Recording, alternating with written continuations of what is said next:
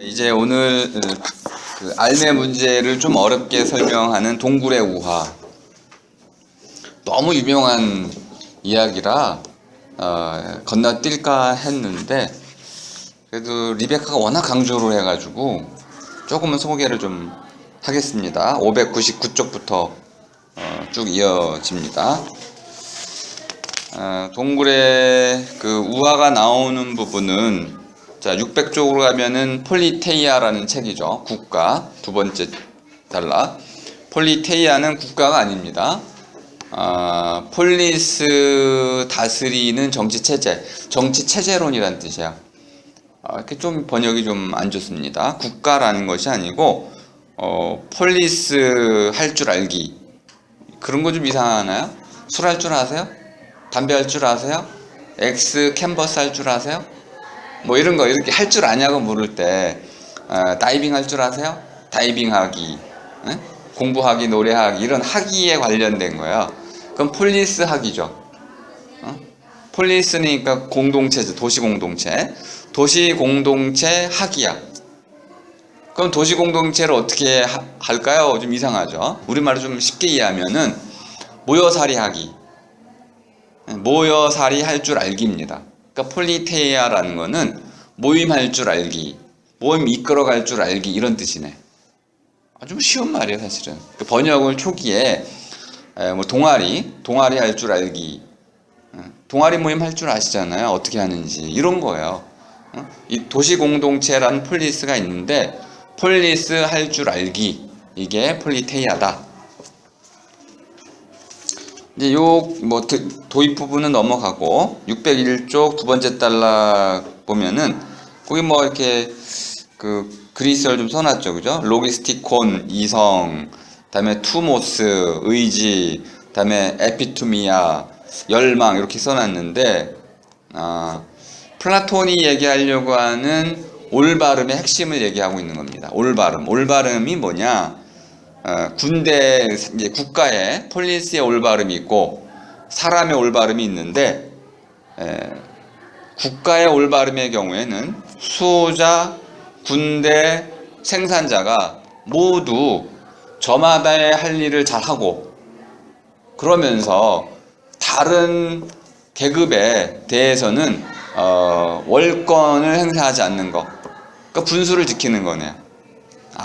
플라톤이 말하는 올바름이라는 건 뭐냐면은 저에게 주어진 일은 최선을 다해서 잘 하면서 다른 사람의 일에 대해서는 간섭하지 않는 거. 그러면은 이게 우리식으로 얘기하면 본분을 다하라 정도. 분수를 지켜라. 품수라는 개념으로 동철해서 이해가 됐던 겁니다. 본분을 다하라. 사람에게로 오면은 사람은 세 부분으로 이루어졌다는 거죠. 이성, 의지, 열망. 근데 좀 번역이 적절치 않습니다. 로기스티콘이라는 것은 이제 로고스는 말이라는 뜻이죠. 말은 제가 한번 설명을 자세히 드린 적이 있었는데, 이성은 깨닫는 힘이란 뜻이고 로고스는 말이란 뜻입니다. 번역이 잘못됐어요. 그런데 여기서 말하려고 하는 바는 말할 줄 아는 것, 말할 줄 알기 정도로 이해하시면 되겠습니다. 근데 이 말이라는 것은 단순한 아무 말도 안 되는 말이 아니고 말이 되는 말, 또는 근거를 갖춘 말, 요것이 바로 로고스야. 그러니까 로고스라는 것은 미토스, 밑도 끝도 없는 이야기가 아니고, 또는 히스토리아, 어떤 쭉 줄거리를 갖춘 이야기로서의 말이 아니고 근거를 갖추고 있는 말. 그래서 야, 너 사실이야 그러면 사실이야, 증거 대봐 하면 증거 될 수 있는, 뒷받침을 갖추고 있는, 뒷받침이 있는 그런 말이 되는 말이라고 하겠습니다. 그것이 바로 로고스이고, 그렇게 말이 되는 말로서 말해진 바, 이것이 로기스티콘. 의지라는 것은, 투모스라는 것은 어떤 것을 하고자 하는 뜻입니다. 다음에 열망이라는 것은, 열망은 아시겠지만은 감정을 얘기하는 거네요. 에피스투미아. 요 세 가지, 감정이라는 거, 우리가 어떤 일을 해내려면은 해내고자 하는 뜨거움이 있어야 되잖아요. 뜨거움, 열정이 있어야 되고, 또 그것을 해내겠다는 뜻, 의지를 갖고 있어야 되고, 그리고 그것을 왜 해야 되는지, 그것에 대해 정확하게 말이 되는 말로서 그 설명할 수 있어야 된다는 거야. 그렇게 세 가지로 말과 뜻과 그다음에 이제 감정, 그렇게 세 가지로 사람을 얘기했고, 이 세 가지가 최선을 다하면서 서로 간섭하지 않는 것, 이것을 이제 올바름이라고 보고 있고, 이 올바름을 설명하기 위해서 이제 동굴의 비유라는 것을 설명하고 있습니다. 자, 602쪽으로 오면은 뭐 그냥 쭉 설명은 읽어보시면 이야기니까. 동굴이 있어요. 이 동굴 안에 사람들이 살고 있는데 착고가 채워져 있어. 그래 목도 못 돌리고 움직일 수도 없습니다. 그냥 앞만 바라보고 있어요. 그런 모습이죠. 앞만 바라보고 있는데 뒤쪽에서 불빛이 비치고 있고 벽면에 그림자가 비춰지고 있어서 사람들은 비춰진 그림자를 보고 세상을 파악합니다. 요거를 이제 흔히 말하는 감각의 노예가 된 사람들, 경험주의자들을 말하는 거네요. 나에게 주어진 경험만을 삶의 근거로 믿는 사람들, 이게 바로 죄수들, 그죠? 또는 이렇게도 말할 수 있습니다.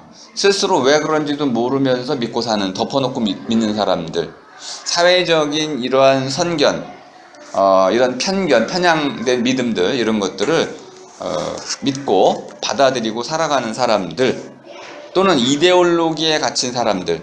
이데올로기는 스스로 그것이 옳은지 그른지도 모르고 믿고 살아가는 걸 말하는 것이죠. 또는 한마디로 잘못된 믿음을 갖고 살아가는 사람들. 그림자를 보고 믿고 있으니까 잘못된 것이죠. 근데 그 잘못된 줄 모르고 살아가고 있어요. 그래서 이제 노예다, 이렇게 얘기를 하는 것이죠.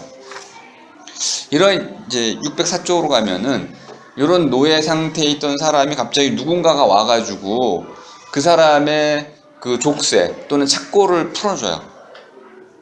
그리고 손을 잡고는 동굴 밖으로 그를 이끌고 나갑니다. 빛이 있는 곳으로 가는 거야. 그러면 동굴 밖으로 나가면 눈이 따갑죠. 어둠 속에 있다 밝은 곳에 갔을 때 느끼는 눈의 고통, 뭐 이런 걸 얘기하고, 하지만 동굴 밖으로 나가서 이제 저녁에 그 별빛을 보고 달빛을 보고 또 아침녘에 떠오르는 그 아침 노을 속에서 사물을 보고 아침 해를 보고 결국은 한낮의 해 가운데서 비로소 이제 진짜 사물을 보게 된다는 거죠. 그럼 동굴 속에 있을 때 이 경험주의자를 얘기하는 거죠. 감각의 노예로 있을 때 판단했던 알미라는 거하고 이제 이성이라는 깨달음의 눈으로 있는 그대로의 사실을 판단했을 때 갖게 된 알 사이에는 어떤 게 진짜 알일까요? 이렇게 묻고 있는 거야. 그러면 제대로 알고 있다는 개념을 설명해야 되는 거죠. 어떤 것이 제대로 된 알밀까요? 소문으로 들어 아는 것도 아는 걸까요? 아니면 그냥 눈, 귀, 코 이렇게 감각을 통해서만 보게 된 것을 알의 어떤 근거로 삼아도 되는 걸까요? 아니면은 보다 체계적이고 말이 되는 근거들로서 이루어진 뒷받침된 그런 것들을 갖고 있는 그런 알만이 진정한 알미라고 말을 해야 되나요? 근데 이 동굴의 비유가 말하려고 하는 바에 어려운 점이 있습니다. 동굴 속에 갇혀있던 사람들은 진정한 알을 아예 모른다는 거예요. 왜? 동굴 바깥으로 나와야만 알기 때문에. 자, 그럼 이제 이렇게 얘기하면 예지 씨가 이제 동굴 밖에 나갔다가 돌아왔는데 이렇게 얘기하는, 야, 동굴 밖에 나가면은 이렇단다. 거기 가면 양이 진짜 털이 있고 털이 날리고 양이 풀을 뜯어 먹는다. 그런데 여기서 보니까 이렇게 모양 가지고 불빛에 쬐어가지고 이렇게 모양을 그림자를 만들어내니까 사람들이 보기에는 야, 양이 왜 그렇게 생겼어? 양이 무슨 털이 무슨 흰색이야? 이렇게 얘기하면 예지씨 같이 거짓말쟁이가 되는 거죠. 진실을 말하는 사람이 거짓말쟁이가 돼. 왜? 집단적으로 잘못된 믿음 속에 갇혀 있잖아. 동굴이죠. 밖에서 보고 온 사람은 갑자기 거짓말쟁이가 되고 나중에 어떻게 됩니까? 거짓말을 퍼뜨리는 사람, 히틀러 다이오스가 돼서 결국은 집단적인 이제 그 따돌림을 당하게 되고 심지어는 죽이게 된다는 거, 죽음을 당하게 된다는 거잖아요. 예?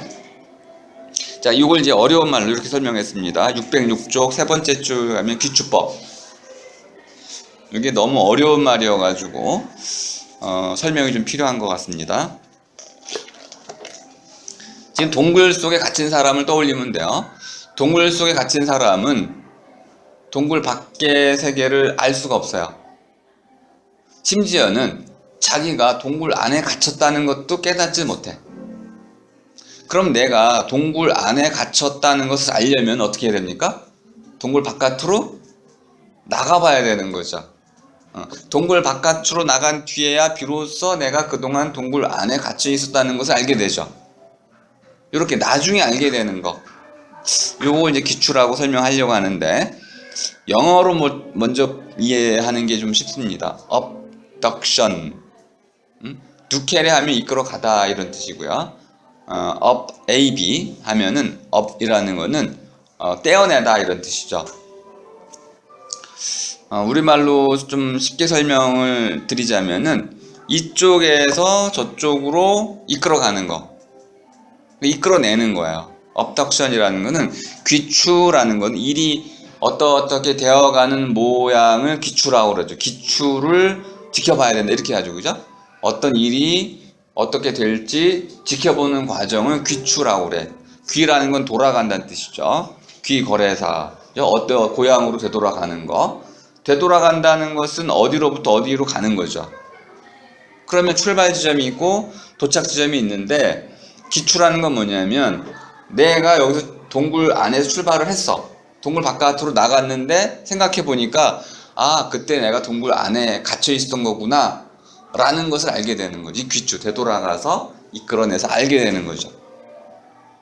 그런데 이 알미라는 것은 동굴 안에 갇혀 있었다는 것은 나중에 알게 되는 거죠. 근데 어떻게 알게 될까요? 기억해내고 스스로 생각해보고 미루어보고 되짚어보고, 되짚어봄으로써만 알게 되는 거죠. 되짚어보지 못하면 우리는 내가 동굴 속에 갇혀 있었다는 것도 모르게 되는 겁니다. 요거 이제 조금 어렵게 설명이 됐는데, 귀추라는 거는 이제 다양한 사례들로부터 출발을 해가지고 동굴 속에 있는 다양한 사례 경험들을 거기 출발해가지고는 그것들이 경험될 수 있는 근거애로 한 단계 한 단계 올라가는 거야. 그럼 내가 볼 수 있으려면 눈이 있어야 되고, 빛이 있어야 되고, 빛이 있으려면 공간이 있어야 되고, 공간 속으로 빛이 들어와야 되니까 공간이 있어야 되고, 그 공간 속으로 들어오는 빛의 원천, 해가 있어야 되고, 해가 있으려면 뭐 우주가 있어야 되고, 이런 하나의 현상, 내가 하나의 사물을 볼 수 있게 한 다양한 조건들을 쭉 이끌어내는 과정, 이게 귀추법이에요. 그러니까 뭐 이끌어 나가기 정도로도 될 수 있겠네요. 추론이라고도 할 수 있겠고. 말은 좀 어려웠지만 내용은 전혀 어려운 게 아닙니다. 어떤 주어진 경험적 사건들 또는 사례들, 이것들을 통해 가지고 그런 경험들이 일어나기 위한 조건들, 보다 상위의 조건들로 하나하나 따지고 올라가는 과정, 이끌어가는 과정을 귀추라고 말하고 있다. 그럼 결국 마지막 하나의 원리로 올라가겠네요. 이렇게 이제 결과적으로 이렇게 올라가겠죠. 자, 이제 이 동굴의 비유에서 좀 어려운 부분 한번 가겠습니다. 자, 619쪽. 동굴 속에 나오는 인물은 남자였는데 리베카가 여자로 바꿔가지고 그녀라고 부르고 있어요. 그래서 이렇게 얘기하고 있죠. 자, 진리를 깨달은 사람이 그러면 자유로운 사람이겠죠. 우리 성경에도 이렇게 설명이 되어 있습니다. 진리가 너희를 자유케 하리라. 진리라는 게 참다움이라고 얘기한다면요, 어떤 게 참다운 삶일까요? 맞아, 이게 참다운 거야. 믿음이 생기면 자유를 얻게 됩니다. 이게 옳은 거야. 옳은 걸 하잖아요. 그러면 거리낄 게 없고 당당해지고 떳떳해지기 때문에 자유로워져요. 그 한마디 말은 사소해 보이지만 우리에게 정말 자유를 주는 열쇠와 같은 말입니다. 진리를 안다면 누구나 다 자유로워하자. 그런데 이렇게도 얘기하죠. 진리는 우리를 아프게 만듭니다. 이럴 때 말하는 것도 진실이라고 말을 하게 되는데요. 우리가 진실을 두려워하잖아요.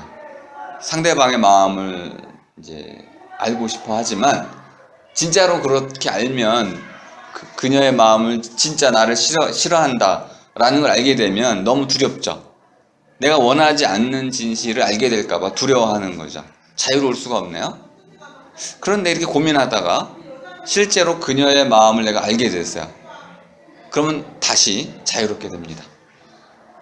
그러니까 진실과 마주하기 직전까지는 진실에 대한 두려움이 생기지만은 진실을 딱 마주하는 순간 다시금 우리에게 자유가 찾아드는 것도 알 수 있어요. 그러니까 요 어려운 논이지만은 어쨌든 진리가 우리를 자유케 한다는 것은 경험적으로 굉장히 중요한 가르침입니다. 이렇게 자유롭고 또 나름대로는 조화로운 경지에 도달한 그녀가 왜 어두컴컴한 동굴 속으로 되돌아갈까요? 그 얘기를 한번 잘 되짚어보면 첫 번째 이런 얘기가 있었습니다. 누군가가 와서 착고를 풀어줬다. 그 누군가는 누굴까요? 먼저 동굴 밖으로 나갔던 사람이겠죠. 그 사람이 내 손을 끌어줘서 내가 동굴 밖으로 나가서 자유를 알게 된 거죠. 진리를 깨닫게 됐습니다. 그럼 나는 누구에게 빚을 졌어요? 내 손을 이끌어준 사람에게 빚을 졌고, 그럼 난 누구에게 빚을 갚아야 돼요? 이미 동굴 밖에서 살고 있는 그 나의 어떤 선생님에게 빚을 갚을 수는 없고, 결국 나도 똑같이 내 선생님과 마찬가지로 동굴 속으로 들어가서 아직 그런 동굴의 죄수로 있는 사람을 끌고 나오는 방식으로 빚을 갚아야겠죠. 의무와 책임을 느끼게 되는 거죠. 그러니까 그녀를 동굴로 되돌아가게 하는 힘은 뭘까요? 일종의 도덕적인 책임감, 도덕적인 의무, 이런 것이 되는 거죠. 또는 이것을 이제 리베카는 이타심이라고 얘기를 했습니다. 이타심은 넓게 얘기를 한 건데 이렇게도 얘기할 수 있습니다. 동굴 속에 사는 사람들의 고통에 대해서 동정을 느끼기 때문에 컴패션이죠. 이 동정심도 도덕의 아주 중요한 근거가 됩니다. 또는 이렇게도 얘기할 수 있네요. 더불어 사는 방식이다. 혼자 살고자 한다면 굳이 돌아갈 필요가 없습니다. 하지만 더불어 살고 싶은 것이죠. 도덕이죠, 이것이. 더 나아가서 이제 제 식으로 얘기하면은 서로 살림에 대한 요청이다. 그러니까 그녀가 선생님에 의해서 이끌려졌던 것처럼 나 또한 내 아직 동굴 속에 있는 사람들을 이끌어줘야 할 어떤 서로 살림의 요청을 받고 있는 것이다. 양심인 거죠. 결국 그러니까 도덕적인 요청에 의해서 다시 동굴로 돌아간다는 것을 알 수 있습니다. 자, 621쪽으로 오면 리베카가 지금 이 책 전체를 이끌어가는 이제 하나의 키워드가 반복이 됩니다. 두 번째 단락 두 문장이 나오죠. 하나는 지나치지 말라. 지나치지 말라라는 말은 아주 중요한 말이었습니다. 또 다른 문장이 하나 있었죠. 너 자신을 알라라는 문장하고 지나치지 말라라는 것이 중요한 이제 열쇠 낱말이었습니다. 지나치지 말라라는 말은 조화를 이루어라 라는 뜻하고 연결이 됩니다. 조화를 이루라는 말의 의미는 뭐냐면 개인의 아랫대, 개인이 잘할 수 있는 바도 최대한 잘해야 되지만은 하지만 공동체 안에서 잘하라는 거죠. 그러니까 개인과 공동체의 삶의 조화를 말하고 있습니다. 지나치지 말라는 것은 알키비아데스에 대한 경고였어요. 중풀나게 네가 잘났다고 네 멋대로 행동하지 말고 공동체의 질서를 유지하는 한에서. 그런데 또 반대의 경우도 있었습니다. 아테네 시민들을 향해서도 말을 했죠. 아테네 시민들의 그 예외주의 또는 선민사상, 그들에 대해서 아테네 시민이란 이유 하나로 너희들이 아랫대 덕을 갖춘 것이 아니므로 스스로 열심히 덕을 갖추도록 노력하라. 지나치지 말라는 것은 개인에 대해서도 말해진 것이고 공동체에 대해서도 말해진 겁니다. 이 균형을 잡는 거죠. 소크라테스가 평생을 했던 작업. 알키비아데스와 같은 뛰어난 영웅에 대해서는 공동체의 질서를 존중하라고 요구했고, 또 이렇게 집단적으로 선민사상에 사로잡혀 있던 아테네 시민들에 대해서는 개인의 덕을 발휘하도록 요청을 했던 것이, 양심 회복을 요청을 했던 것입니다.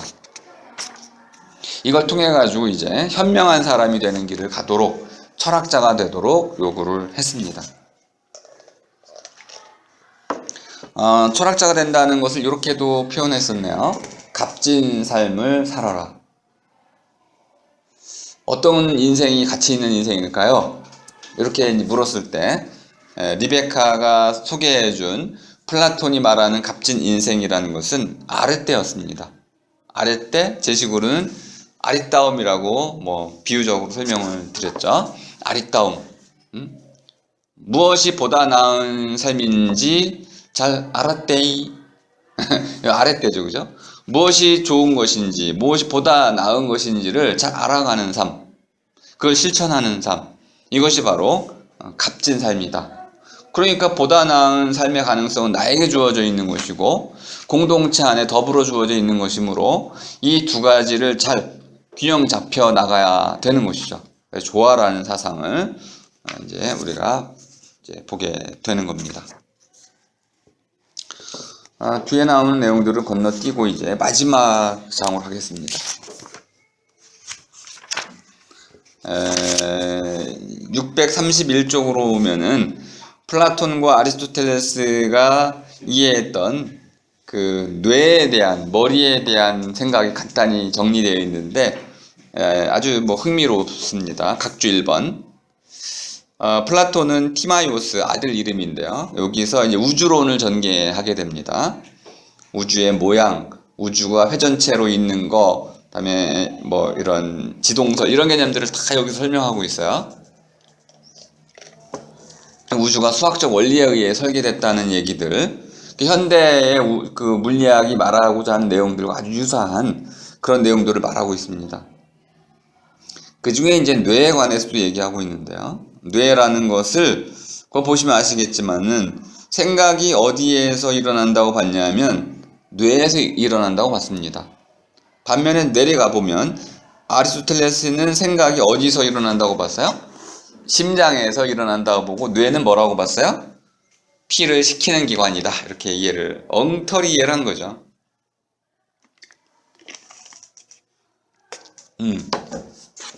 물론 이런 잘못된 판단의 근거가 몇 개 있습니다. 밑에 보면 심장은 모든 동물에게 있다.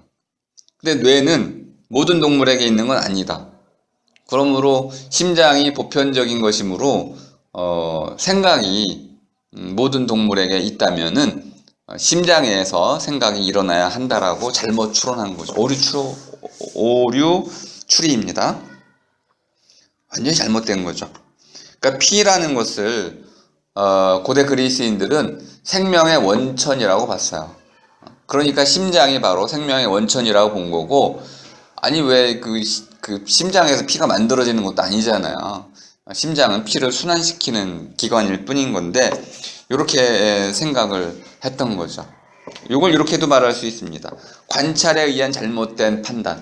관찰을 잘하고, 이제 오늘 제가 이제 강조하려고 한 내용 때문에 제가 다시 강조를 드렸는데요. 아리스토텔레스가 심장을 잘 관찰을 했어요. 근데 관찰을 너무 잘한 나머지 어떤 잘못에 빠졌냐면 생각의 기능을 거기다가 꽂아 놓은 거야. 자기 관찰한 내용에. 이렇게 한번 먼저 얘기를 하겠습니다. 제가 길을 가다가 밤에 동전을 잃어버렸어. 그럼 어디 가서 동전을 찾아야 돼? 잃어버린 곳에 가서 찾아야겠죠. 그런데 이 바보가 동전을 찾으려고 가로등 밑에 가서 동전을 찾는 거야. 그리고는 이렇게 얘기해요. 가로등 아래에 동전이 없어요. 그럼 이렇게 얘기하는 거죠. 동전을 잃어버리지 않았다. 왜? 가로등 아래 동전이 없기 때문에.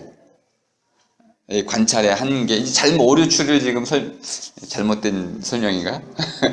동전을 잃어버렸으면 동전이 어디 잃어버렸는지를 찾아서 불을 비춰야 되는데 이런 잘못된 오류 추론이 이렇게 한다는 거예요.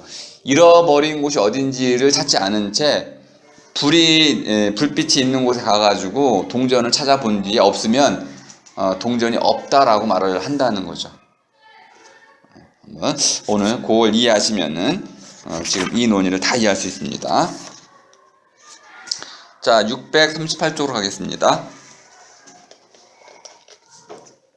이건 완전 현대 논의니까 잘 한번 설명을 드릴 테고 이해를 잘 해보시고 질문이 있으면 많이 해주세요.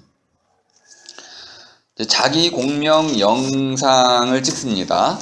자기라는 건 좀 매그네틱을 얘기하는 정말로 이제 자석을 이용해가지고 자석의 원리를 이용해가지고 이제 우리 뇌를 찍는 방식이죠. 오른쪽으로 가보면 639쪽 쇼켓이라는 사람이 설명해주는 부분을 좀 보겠습니다. 이제 우리 피에는 헤모글로빈이라는 게 있습니다. 헤모글로빈은 그 안에 Fe라는 철을 갖고 있죠. 철의 성분을 갖고 있습니다. 이 철의 성분을 갖고 있기 때문에 당연히 자석을 가지고 강한 자석을 활용하면 헤모글로빈이 한쪽으로 몰리게 되겠죠. 자석에 반응하게 됩니다. 한 방향으로 진행을 하게 되는 거죠. 그러면 이제 헤모글로빈 안에 헤모글로빈이 많으면 이제 피 안에 산소 안에 헤모글로빈이 많으면 철분이 많은 것이고 그렇지 않으면 산소가 적다고 말할 수 있는 건데 피 안에 이제 산소하고 헤모글로빈이 결합이 되니까 헤모글로빈이 많다 그러면은 산소가 많은 것이고 반대로 산소가 없다 그러면 이제 헤모글로빈이 없다 이렇게 말할 수 있는 것인데 이 원리를 이용해 가지고 강한 자기 공명이 있는 그 공간 안에 우리 뇌를 쑥 집어넣으면은 산소의 흐름 그 피의 흐름에 따라 가지고 그 흐름이 어떻게 이루어지는지 찍어낼 수가 있어요. 그러니까 헤모글로빈을 추적하면은 피가 어떻게 흐르는지를 찍을 수 있다는 거예요. 이해가 되셨죠, 그죠? 그래놓고 뇌 영상을 찍어낼 수 있는 거죠. 그러면 우리 보통 뇌 영상을 보면 빨갛게 나오잖아요. 어떤 부분은 파랗게도 할 수 있는데 어쨌든 빨갛게 나옵니다. 그 이제 헤모글로빈을 상징하는 건데 어쨌든 뇌 영상을 찍어서 헤모글로빈의 흐름을 가지고 생각의 흐름을 잡아낼 수 있다고 보는 거야. 그럼 일단 의문이 하나 드네요. 산소 공급의 흐름이 그러니까 피의 공급의 흐름, 산소 공급의 흐름, 헤모글로빈의 이 흐름이 생각의 흐름과 같은 걸까요? 이게 좀 일단 의문스러워. 일치할 것도 같은데 생각을 하려면 당연히 피의 흐름, 산소가 필요하고 또 피가 필요한 건 맞아요. 그죠? 생각을 하려면. 그런데 그 관계는 어느 정도가 될지는 아직 모르는 거죠, 우리는. 어쨌든 연결이 될 것 같지만은 확실히 알 수는 없다는 단점이 하나 있습니다. 자, 640쪽으로 가면 두 번째 플라톤 보시죠. 자, 이렇게 이제 의문스러운 질문을 하나 했습니다. 산소의 흐름 또는 헤모글로빈의 흐름 또는 혈액 흐름이 변화하는 것은 그것이 과연 뇌의 활동 변화와 같은 걸까요? 이렇게 묻는 거죠. 그러니까 산소의 흐름이 곧 생각의 흐름인가요? 이렇게 물어본 겁니다. 이제 우리 판단할 수 있어요. 완전히 일치하지는 않을 거라는 추측을 해볼 수가 있습니다. 644쪽으로 가보죠. 여기 나오는 이제 쇼켓이라는 사람은 이제 신경과학자입니다. 의사는 아니에요. 자, 두 번째 쇼켓을 보시죠. 자, 생각한다는 게 뭡니까? 라고 물었을 때 이제 쇼켓의 대답은 뭐냐면 생각한다는 것이 무엇인지 묻지 마시고요. 데이터를 갖다 주세요. 그럼 데이터는 뭘까요? 영상, 자료를 얘기하는 거죠. 그러니까 데이터가 주어진 한에서만 우리가 생각하는지 아닌지를 판가름할 수 있습니다. 근데 이건 또 어떤 의미가 되냐면 이제 춤추는 사람의 뇌 영상을 찍은 걸 이제 동영상을 본 적이 있어요. 춤추는 사람의 동영상을 보면 일반인들의 동영상과 달리 뇌 전체가 빨갛게 퍼져서 찍히는 걸 볼 수 있습니다. 다시 말하면 춤꾼이 춤을 출 때는 뇌 전체가 활성화된다는 걸 알 수 있어요. 그러면 뇌 전체가 활성화된다면 수학, 언어 모든 부분이 활성화된다는 건데, 근데 그 춤꾼한테 수학 문제를 풀라고 하면 못 풀어요. 그러면 도대체 이게 무슨 관계가 있을까요? 춤꾼이 춤을 출 때 뇌 전체가 활성화된다고 해가지고 그 사람이 수학 문제를 잘 푸는 것도 아니고, 또 형이상학적인 문제를 제시하면 그 문제를 잘 이해하고 있는 것도 아니고, 그러니까 영상에 나타나는 뇌의 활성 정도하고 그 사람이 실제로 무엇을 생각하고 있는지하고는 딱 맞아떨어지는 게 아니야. 만약 그렇다면 그 사람은 그 문제에 대해서 박식해야 되잖아요. 그렇지 않더라 이 말이야. 그럼 왜 이런 추론을 자꾸 해내는 걸까요? 자, 그래서 그 세 번째 쇼켓을 보죠. 644쪽 밑에서 두 번째에 있는 쇼켓. 아직은 그 모든 질문에 답할 모든 증거가 충분히 준비되어 있지는 않습니다. 아직은 답할 수 없는데요. 어쨌든 우리는 그렇게 믿고 있어요. 이렇게 보는 입장입니다. 자, 645쪽으로 가보죠. 이 부분이 가장 중요한 부분입니다. 쇼켓이 말하죠. 우린 그걸 작화증이라고 부릅니다. 작화증이란 말을 아시는 분이 없죠. 쉽지 않은 말이 있는데요. 번역이 좀 잘못돼서 그렇습니다. 어려운 말은 전혀 아닌데, 제가 잘 아는 이제 그 부분이죠. 말 바꾸기. 작화라는 거는 말을 지어낸다는 뜻이야. 지을 작자를 쓴 거죠. 말을 지어내는 증세. 그러니까 이 병인데 어떤 병이냐면은 말을 자꾸 없는 말을 지어내는 거야. 사실이 아닌 거짓말하는 능력을 얘기하는 거죠. 우리 전전두엽이라고 말하는 뇌의 앞부분은 주로 어떤 능력을 갖고 있냐면 추론의 뇌라고 합니다. 미루어 보는 뇌예요. 주어진 자료들을 쭉 보고 어떻게 될 것이다 라는 걸 미루어 볼 줄 아는, 헤아려 볼 줄 아는, 또는 살펴볼 줄 아는 그런 추론의 뇌. 최근에 이제 2만 년 동안에 진화한 뇌, 이 전전두엽이죠. 이 뇌가 없으면은 거짓말을 할 수가 없어요. 그러니까 이 추론의 뇌라는 거짓말의 뇌이기도 한 거예요.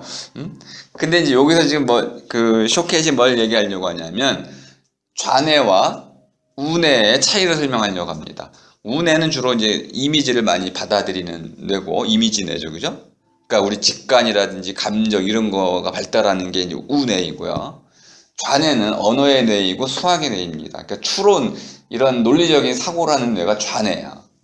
근데 이 두 뇌 사이에는 뇌 다리가 있어가지고 좌뇌와 우뇌 사이엔 다리가 있어 서로 막 정보를 주고받습니다. 그럼 오른쪽의 뇌가 딱 받아들이는 것을 왼쪽으로 보내가지고 이게 뭔지 해석을 한 뒤에 설명을 해. 그럼 이게 왼쪽으로 안 가면요, 이거 보긴 보는데 설명을 못 해. 반대로 이 오른쪽 뇌가 작동이 안 되면은 보는데도 불구하고 이게 보질 못해. 그래서 이제 이상한 그림 하나 보여준 거예요. 약간 야한 그림을 보여줘, 이렇게. 그러면은 사람들이 있으니까 부끄러움을 느껴. 그리고는 야한 걸 보고는 그걸 안 본 것처럼 꾸며낸다는 거야. 분명히 봤는데 오른쪽 뇌는 그 이제 연구자가 보여준 야한 장면을 봤는데 이제 왼쪽 뇌는 그걸 마치 안 본 것처럼 설명을 한다는 거예요. 그래서 좌뇌와 우뇌가 서로 이렇게 딴 얘기를 한다는 거죠. 요거를 작화증이라고 하는 거예요. 이해가 되셨나요? 네. 그러니까 왼쪽 뇌와 오른쪽 뇌가 따로 놀 수 있는 가능성이 인간에게 있고, 그 뇌의 가능성 때문에 인간이 거짓말을 해낼 수 있는 것이고, 자, 그렇다면은 우리에게 실제로 주어진 사실이 있습니다. 야한 사진. 근데 이것을 왼쪽 뇌가 거짓말을 하는 거야. 부끄러움을 느끼는 게 싫어가지고. 그러면은 왜 보지도 않은 것을 실제로 본 거를 부정하고 왜 거짓말을 할까요? 우리 사람들이 이렇게 잘못된 방식으로 추론해낸다는 거야.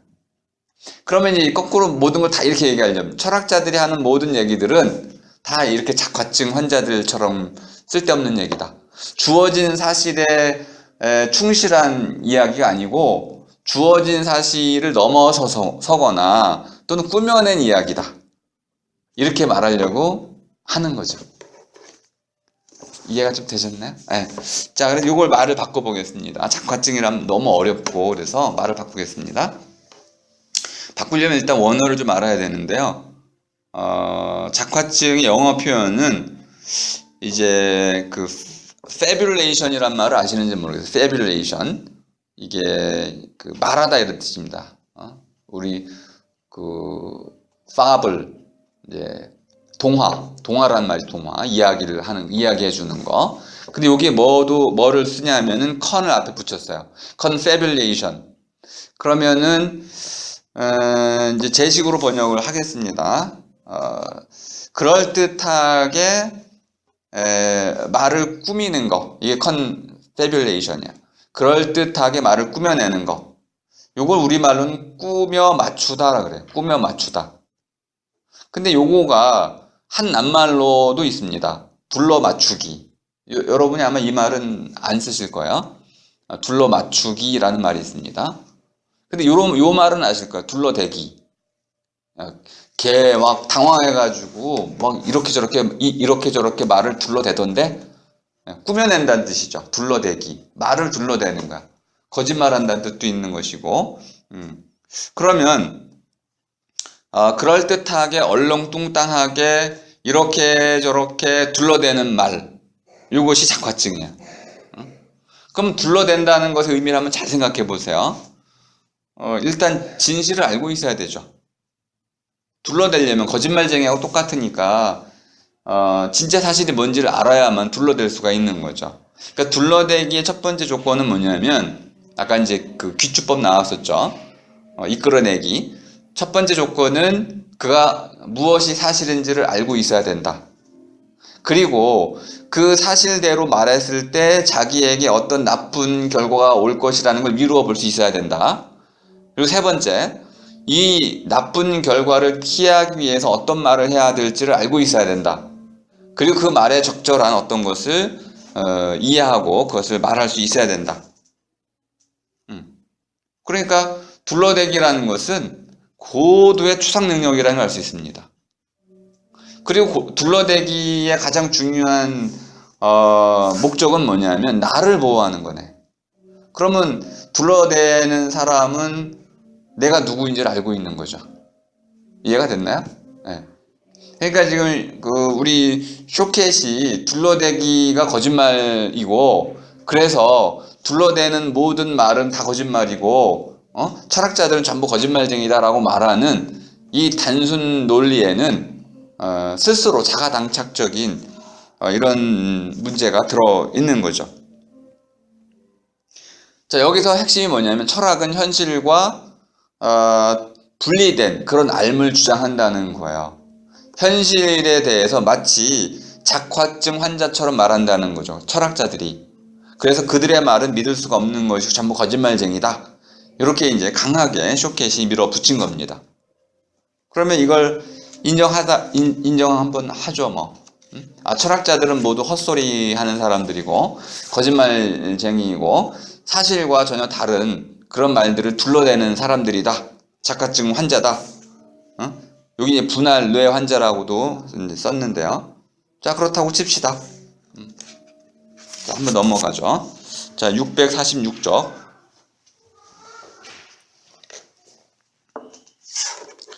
이제 세 번째 줄 끝부분. 좌뇌가 볼 수 없는 이미지를 우뇌가 보고 그 이미지의 반응에 행동을 일으키면 좌뇌는 그런 행동을 부추긴 이미지가 무엇인지 전혀 모르면서도 결코 당황하지 않고 방금 왜 그런 행동을 했는지 이유를 설명한다. 이게 무슨 뜻이에요? 아까 방금 설명드린 대로 우뇌로 무엇인가를 봤는데 그대로 말할 수 없어서 좌뇌가 거짓말을 만들어냈다는 거죠. 둘러댔다는 겁니다. 그럼 이 둘러댄 이 말이 거짓말이라면 우린 그 말을 믿어서는 안 되는 거죠. 거기까지 이해가 되셨죠? 자, 그럼 이제 649쪽으로 하겠습니다.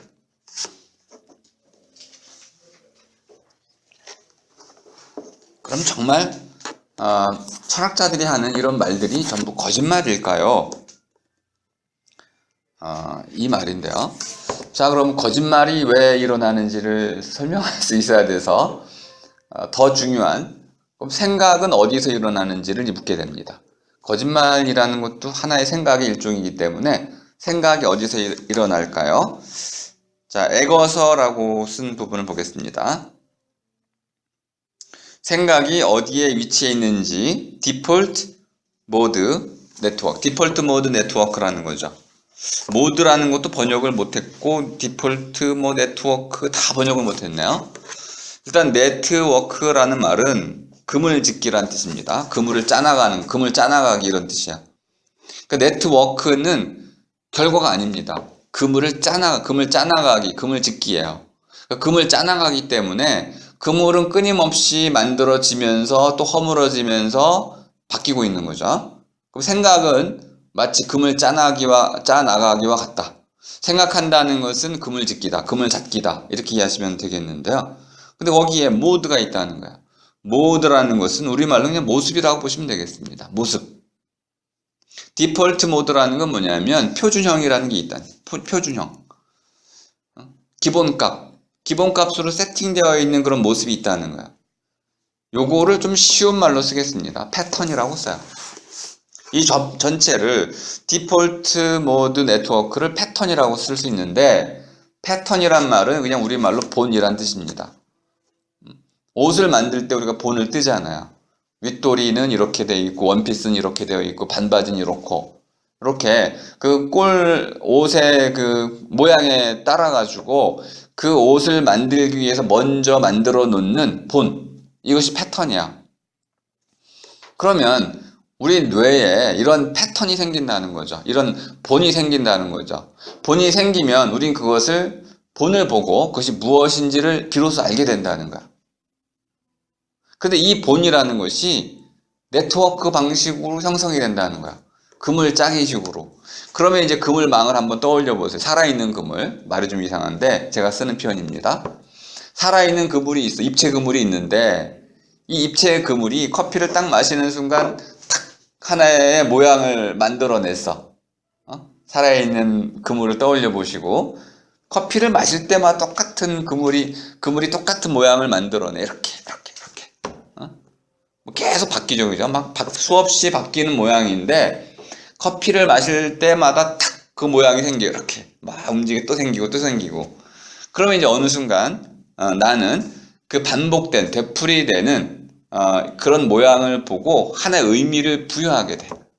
커피 맛 이렇게 의미를 부여하게 됩니다. 그러니까 내가 경험하는 모든 것이 이렇게 하나의 본이 되기만 하면 나는 그 본하고 실제로 경험하는 것을 이렇게 연결시킬 수가 있어요. 이걸 엮는다라고 표현하겠습니다.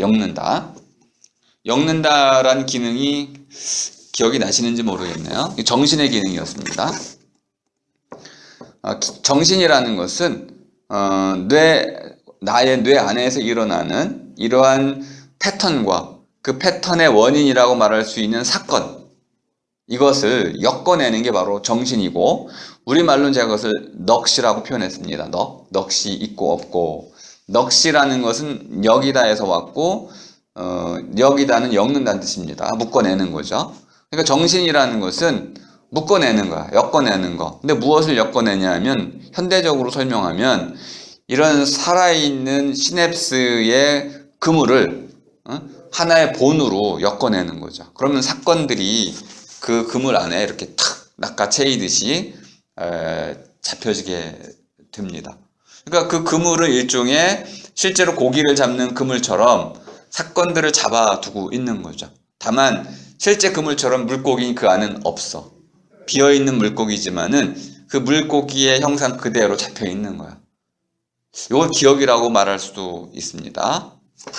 어쨌든 자, 중요한 거는 생각이라는 것은 이 잡는 손이 필요하죠. 지금 손. 그물도 별이가 있어야 되는데 너무 어려워졌어요 지금. 그물이라는 것이 하나의 손을 필요로 해요. 이 그물 손, 이것이 바로 말이에요. 그물 손이 없으면, 말이 없으면 그물은 움직이긴 하는데 뭔지 알 수는 없어.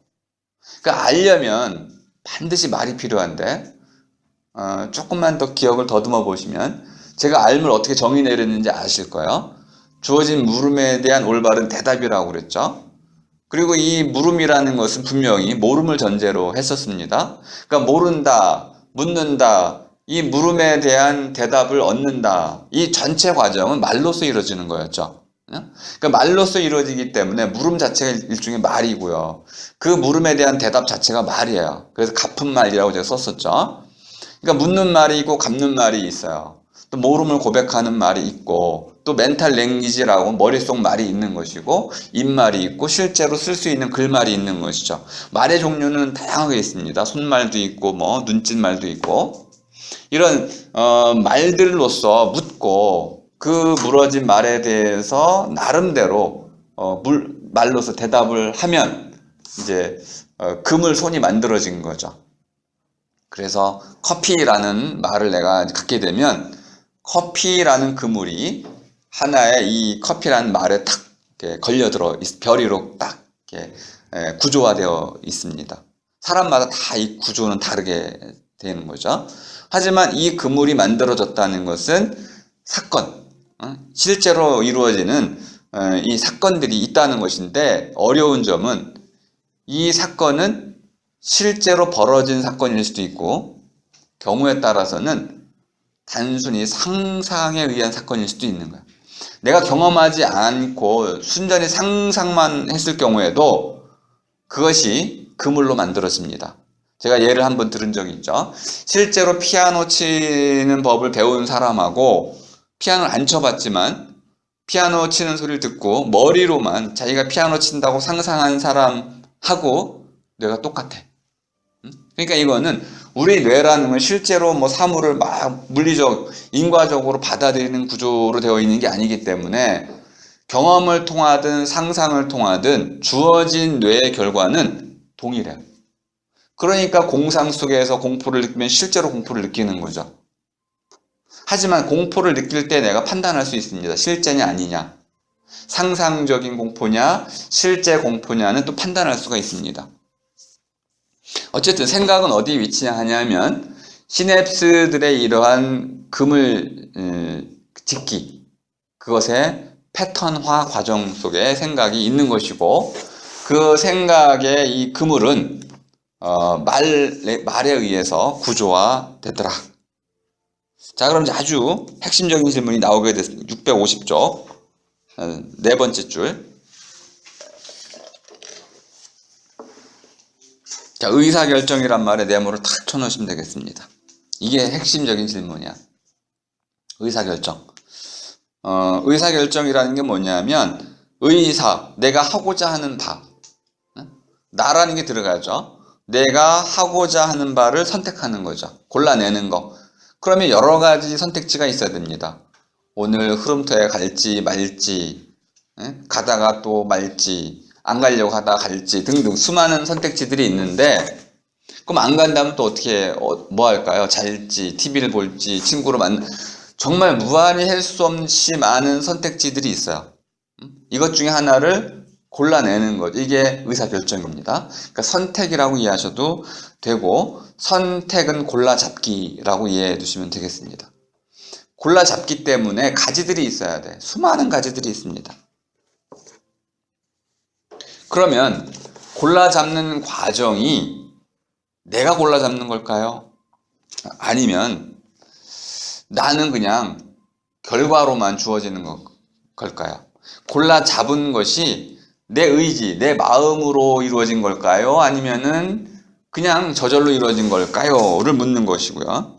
자, 밑으로 오면은 벤저민 리벳이라는 사람의 연구 결과가 소개되고 있습니다. EEG라는 결과를 가지고 뇌파기록 장치죠. 이걸 가지고 설명하고 있는데, 자, 651쪽에 간단히 사례가 나와 있습니다. 이런 실험을 이제 했던 거죠. 자, 이렇게 이제 영상 뇌파 기록 장치를 이렇게 설치해 놓고 이렇게 요구를 했어요. 실험 참가자들에게 자, 손을 움직여 주세요. 그러면 자, 그 말을 들었죠. 손을 움직여 주세요. 그럼 움직이겠죠, 그죠? 그러면 손을 움직여 주세요라는 말을 듣고 손을 움직이기 전에 과연 이 뇌에서 시냅스들은 움직이는 것보다 얼마나 빠르게 움직였을까요? 이게 좀 뭔가 석연찮은 구석이 있지만 이렇게 지금 추론하려고 합니다. 이제 651쪽 에거서가 말한 그 부분, 중간 부분 보시죠. 자, 실험 결과 리벳은 참가자들이 움직이려고 결정한 것, 뇌의 활동이죠. 움직이려고 결정한 것과 뇌에서 일어난 사건하고 실제로 손을 움직이는 행동 사이에 200m초, 5분의 1초라는 간격이 있다는 사실을 알아냈다. 이 간격을 이제 의미를 설명하는 게 핵심이게 될 텐데요. 그러면 이 의미는 뭐냐? 자, 그런데 EEG에 기록된 뇌파에 따르면 참가자들의 손이 움직이기 훨씬 전에 뇌가 먼저 움직였다. 2분의 1초 뇌가 먼저 움직였다. 그러면 이 먼저 내가 움직였다는 것이 무슨 의미냐? 결론, 끝부분 보시죠. 자율적인 의사결정이란 없다. 이렇게 결론을 내렸어요. 한번 생각을 해보죠. 내가 손을 움직이기 전에 내가 먼저 움직이는 건 당연하겠네요. 내가 손을 먼저 움직이고 내가 움직일 수 있나요? 뭐 이제 조건반사 같은 경우 그럴 수 이렇게 그죠? 하고 내가 움직였구나 이렇게 얘기할 수 있는데 지금 실험은 자, 손을 움직여 주세요라는 명령을 듣고 처리를 해야 되죠. 요청을 들었으니까 요청이 무슨 요청인지를 처리해야 돼. 그 과정이 들어가야 돼. 그런 다음에 운동신경을 통해서 명령을 내려야 되죠. 손을 움직여라. 그러니까 세 단계가 필요합니다. 듣는 단계, 처리하는 단계, 명령하는 단계. 이걸 반응지체라고 설명할 수가 있어요. 그래서 나는 명령을 듣고 어떤 실험 참가자는 안 움직였어요. 안 움직여요. 그러면 이 안 움직였다는 건 뭘 의미하는 거죠? 결정을 한 거죠. 선택을 한 거죠. 나는 이 실험이 무의미한 것 같아. 안 움직여.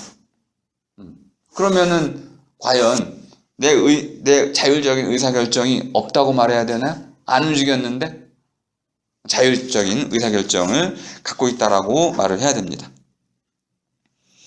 자, 652쪽에 가보시면 에거서 부분을 보겠습니다. 에거서는 지금 학생인데요. 학생이 선생님보다 더 똑똑한 것 같아. 자, 에거서가 그 첫 문장부터 보겠습니다. 만약 정신을 넋이라고 한번 바꿔보시고, 넋이라는 걸 여기다, 엮는다로 보시고, 뉴런의 행위로 이루어진다면, 뉴런의 행위라는 게 뭐냐면 뉴런의 활성화입니다. 뉴런들은 이어달리기를 해요.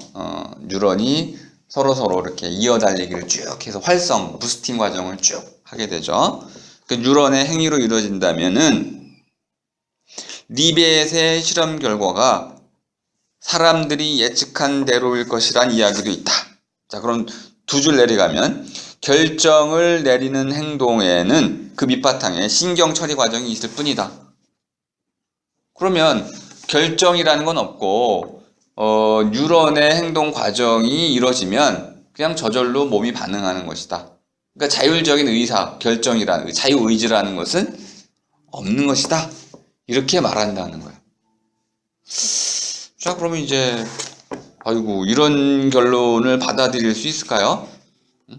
그래서 이렇게 이제 얘기하네요. 653쪽 세 번째 줄 오니까 결정을 내리는 것과 그것을 알게 되는 것은 별개의 사건이다. 좀 어려운 말이죠. 이제 우리가 어떤 결정을 내릴 때 요즘 이제 강의가 시작되니까 수강 신청들을 했죠.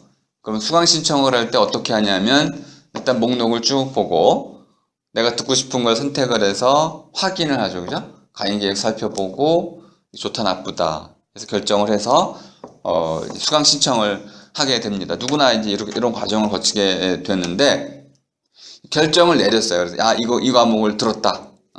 그러면 결정을 내린 것을 내가 알고 있나요? 결정을 내리는 순간. 이 과목을 내가 들을 거야. 라고 결정하는 순간 내가 결정을 내리고 있다는 걸 알고 있나요? 아니면 결정 내린 뒤에 내가 결정 내린 것을 알게 되나요? 되게 결정 내리는 순간은 내가 결정 내리고 있다는 걸 모르고 있어요. 결정 내리고 나서 그 다음에 내가 결정했다는 걸 알게 되죠. 이런 경험들이 별로 없으신가요? 쇼케이스로 넘어가겠습니다. 쇼케이스로 가면은 자, 이제 굉장히 중요한 말이 나오죠. 중간 부분, 쇼케이스의 말 중에 중간 부분.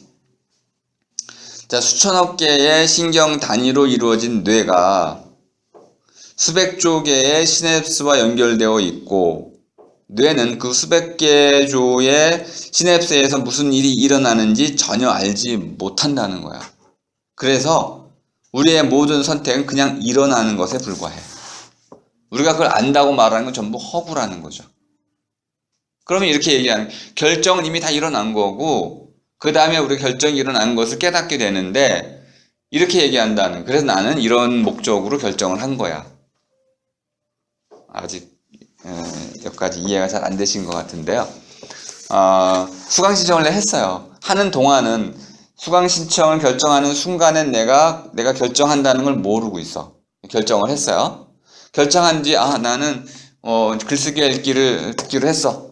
결정한 걸 깨닫게 된다는 건데, 지금은 쇼케이스 설명을 따르면 결정을 다 해놓고 뇌가 내 결정을 해놨어요. 뇌가 해놓고 그 뒤에 내가 이런다는 거예요. 글쓰기와 읽기를 이건 들을 만한 가치가 있는 과목이었기 때문에 내가 신청한 거야. 내가 이런 목적을 가지고 이런 의도를 가지고 신청한 거야 라고 설명을 한다는 거야.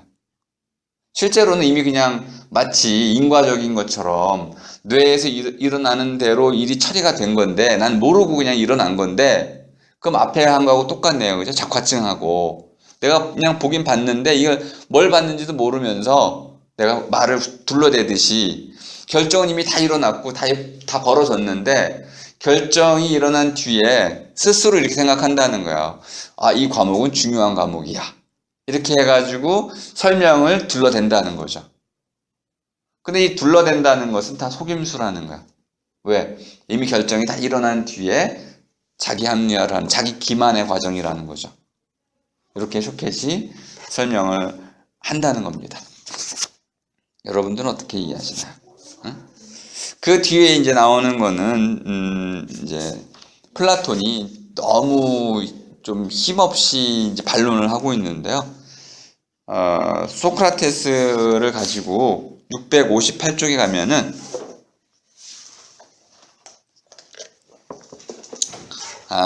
소크라테스가 이제 왜 죽음을 선택했느냐, 이렇게 이제 얘기를 물어보고 이렇게 썼습니다.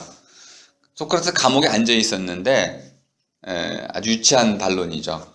감옥에 앉아 있으려면은 근육과 뇌가 뼈대가 움직이지 말아야 되잖아요.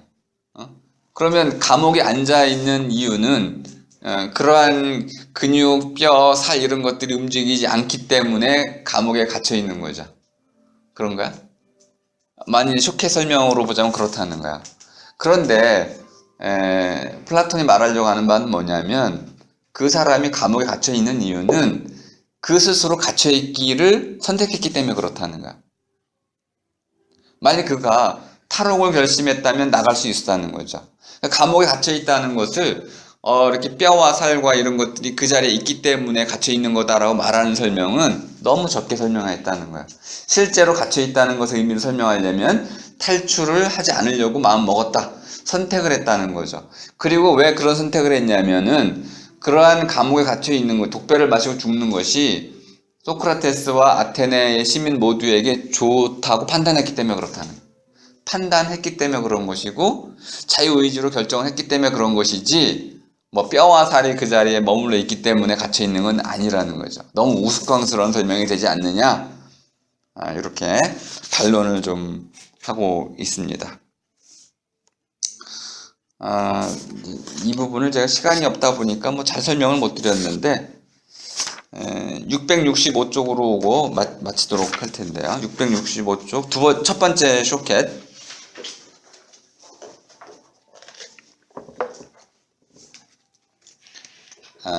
그 문장은 재미있어서 한번 읽어보겠습니다.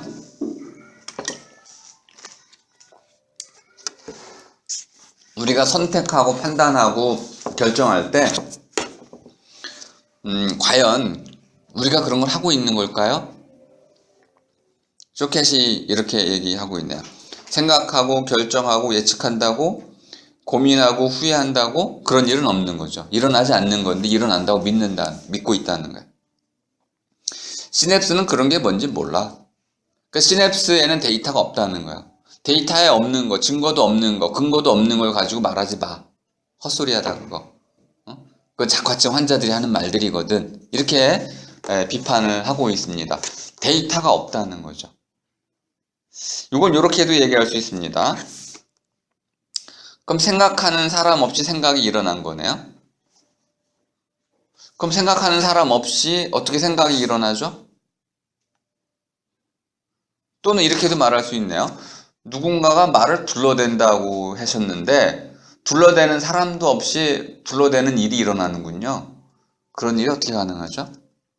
선택하는 사람 없이 선택이 일어나고 그럼 다 저절로 일어나는 거네요. 그럼 사람이라는 게 어디 있는 거죠? 이렇게 주체라는 개념을 우리가 상정하지 않고도 사람들이 하고 있는 모든 과정을 설명할 수 있을까요? 그런 일은 불가능해 보이는데요. 이렇게 얘기하는 거죠. 아직까지는 이 부분에 대한 정확한 해답은 내릴 수 없는데요. 지금 이 논의의 핵심은 뭐냐면 이제 뇌과학을 통해 가지고 우리가 갖고 있은 지금까지의 생각에 대한 믿음, 판단, 자유의지에 대한 믿음 이런 것들이 도전을 받고 있다는 거야. 내가 생각하고 있다는, 나는 생각한다. 내가 생각하고 있다는 것이 그렇게 자명한 건 아니고 그것을 증명하는 것도 쉬운 일이 아니고 더 나아가서 자유의지, 내가 내 마음대로 내가 뜻하는 대로 행동을 하고 있다는 그러한 자유의지조차도 증명하기가 지금 쉽지 않게 됐다는 겁니다. 이런 엄격하게 증거의 근거에서만, 데이터의 근거에서 말하는 이런 쇼켓의 입장에서 보자면은 그 증거를 넘어서서 말하는 모든 사람들은 자화증 환자에 불과한 거죠. 둘러대는 말을 하고 있는 거야. 증명해보라, 증명하라 이거죠. 거기서 판단하는 주체가 있는지 한번 증명해보라는 거야. 나는 생각한다고 말하고 있는데 생각하는 나가 누구인지 한번 증명해보라는 거야. 데이터 있습니까? 이렇게 물어보는 거죠. 내 영상을 찍어보니까 거기 생각하는 나, 주체는 안 보이던데요. 이렇게 말하고 있는 겁니다. 그럼 눈에 보이는 것만 가지고 말해야 되겠죠. 그러면 자기 영상에 나타나는 시냅스의 구조만이 결국 인정할 수 있는 것이 되는 겁니다. 그래도 되나요? 아직은 거기에 대해서 확실한 답을 내릴 수는 없습니다. 어쨌든 중요한 거는 이제 이러한 자유의지에 관한 이제 어떤 도전이 생겨났고 뭐 토론을 위해서 잠깐 이제 제 생각에 힌트를 드린다면은 쇼켓의 입장은 뭐냐면 발견의 한계를 좀 지나치게 확대하고 있다는 겁니다. 아까 제가 어둠 속의 가로등, 거기 가로등에 비춰진 부분만을 가지고 아직 비춰지지 않은 부분이 많이 있는데 그 전체를 지금 확대 해석하고 있는 거죠. 가로등 아래에 동전이 발견되지 않았다고 해서 동전이 없다고 말할 수는 없는 거죠. 우리는 동전을 잃어버린 곳을 찾아가서 더 열심히 찾아봐야 되는 겁니다. 분명히 나는 생각한다고 말할 때 나는 있는 건데 어떻게 있는지는 지금 증명이 안 됐어요. 하지만 쇼켓의 입장에서 보자면은 뇌 자기 영상과 같은 것을 통해서는 생각하는 나는 발견되지 않았어요. 이 자기 영상에 발견되지 않은 나, 그것이 그래서 없다라고 말할 수는 없고 자기 영상으로는 발견되지 않는다 또는 발견될 수 없다라고 말해야 정당하다는 겁니다. 근데 지금 쇼켓은 그런 정당성을 넘어서 그런 나는 없다 이렇게까지 확장해서 확대 해석을 했기 때문에 부당한 주장을 사실은 하고 있는데, 아쉽게도 플라톤이 그거를 지금 논파하지 못한 채 엉거주춤하게 논의가 끝나고 말았습니다. 그래서 이제 대미는 이렇게 열린 채로, 아마 이건 제가 보기엔 리베카가 일부러 열린 대화로 끝을 맺은 게 아닌가 이런 생각을 좀 했습니다. 이것으로 이제 이 플라톤 구굴에 가다에 대한 저의 책 읽기는 모두 끝을 맺도록 하겠습니다.